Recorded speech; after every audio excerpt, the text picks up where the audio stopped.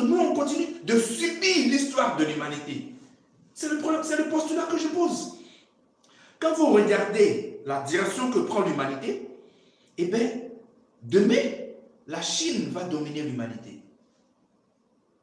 Parce qu'ils travaillent dans ce sens. Et l'histoire de l'humanité, pourquoi? On a des savants en Afrique. On peut avoir des gens, il y a des gens qui connaissent des médicaments, mais ils n'ont pas l'explication scientifique. Et donc, ma proposition, c'était que soit eux-mêmes ils se forment en tant qu'autodidactes, soit que des médecins les encadrent, soit, et c'est pour moi le plus important, que l'État se charge de cet aspect. Parce que nous avons le droit d'écrire aussi l'histoire de l'humanité. C'est le problème que je pose. Et donc, les lamentations sur le fait qu'un ou deux médecins chercheurs ont eu des tracasseries, pour moi, ce sont des lamentations de femmelettes. Mais oui, c'est l'histoire de l'humanité. Presque tous les savants, ou presque, ont subi des tracasseries. Pour autant, ils doivent passer leur temps à pleurnicher? Non. Non. Ils doivent se battre.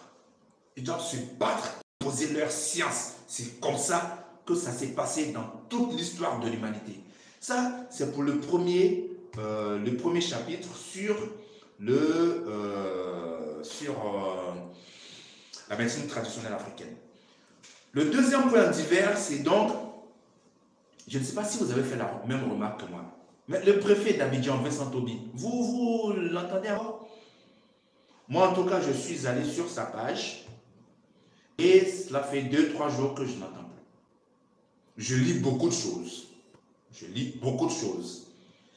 Je note que le préfet d'Abidjan ne peut plus se prononcer. Je lis des articles qui disent qu'il a été astreint à un devoir de réserve.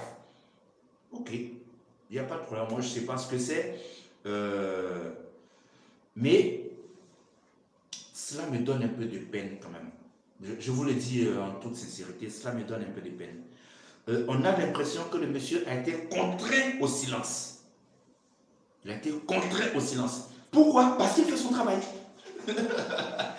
Alors, voilà quelqu'un, parce qu'il fait son travail consciencieusement, honnêtement, dans la vérité, dans l'honnêteté, dans la clarté, dans la transparence, il est contraint.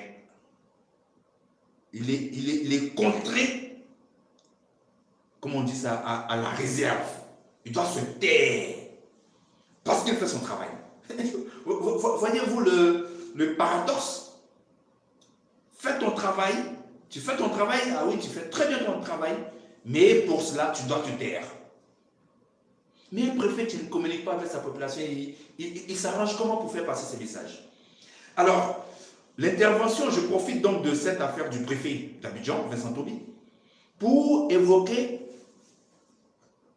le devoir de réserve. Parce qu'il y a beaucoup de confusion. C'est comme le devoir de réserve est pour certains politiciens ce qu'est le budget de souveraineté pour certains de nos chefs d'État africains. Le budget de souveraineté, là,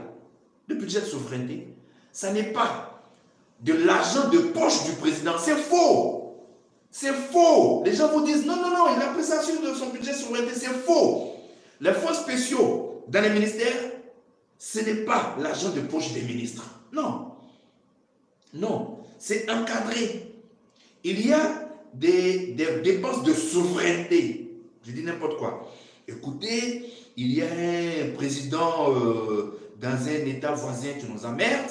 Donc, il faut peut-être que dans notre stratégie de stabilisation de notre pays, parce qu'il a des velléités un peu bellicistes, dans notre stratégie de stabilisation de notre pays, il faut peut-être qu'on finance un peu son opposition pour aussi l'emmerder là-bas, de sorte que comme il est concentré sur son opposition, il n'a plus trop envie de nous déstabiliser ici. Alors, cet argent-là, enfin, on ne va pas passer par l'Assemblée nationale, le Sénat, le Congrès, non. Ce financement-là fait partie de, je veux dire, de la fonction souveraine du chef de l'État, et donc qui puise dans le fonds de souveraineté